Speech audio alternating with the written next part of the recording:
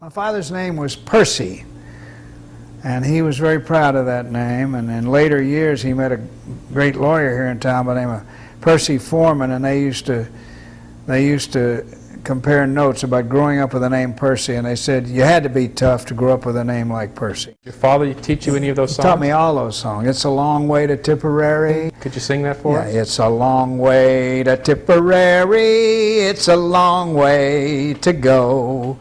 It's a long way to Tipperary, to the sweetest girl I know. Goodbye, Piccadilly. Boy.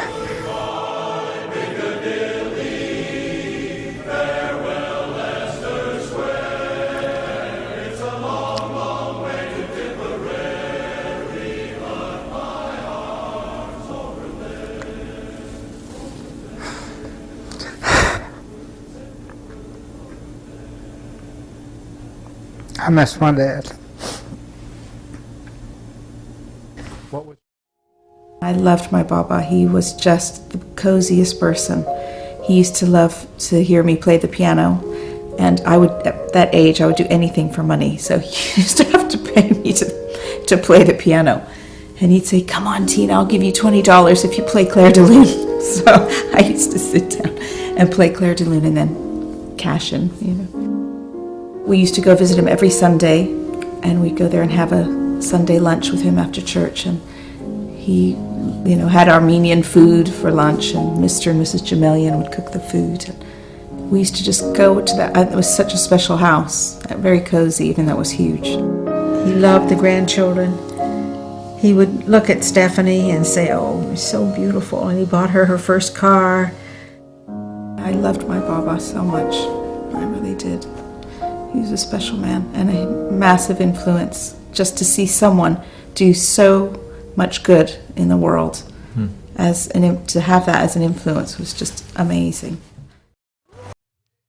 We would go up and hide under the bridge and the railroad and wait for the steam engines to come along and see if we could hold our breath while it went under the bridge so that we wouldn't inhale any of the smoke. We did all kinds of crazy things that if our kids did it, we'd kill them. We also had a ball bearing factory behind our house, and before the war, we could go up to the factory and just go just inside the door without any problem, and they would give us ball bearings, and this is what we used for marbles when we played marbles. And also, my father worked at a magnet factory, and he would bring home scrap magnets home. And I remember going on a picnic with he and some other kids that I knew, you know. And it just gradually moved along. He went in the service, and one Saturday night I went up to church to go to confession, and he was going to confession with one of his friends. I was with one of my friends. So after that, he walked me home, and the other guy, I wouldn't have gone with that other guy anyway. But anyway, so then we sat on my front steps and talked a long time. And then, we both had to go to, it was a Sunday, it must have been going to church or something. But I didn't go with him. I mean, I just went alone like I usually did. And then it was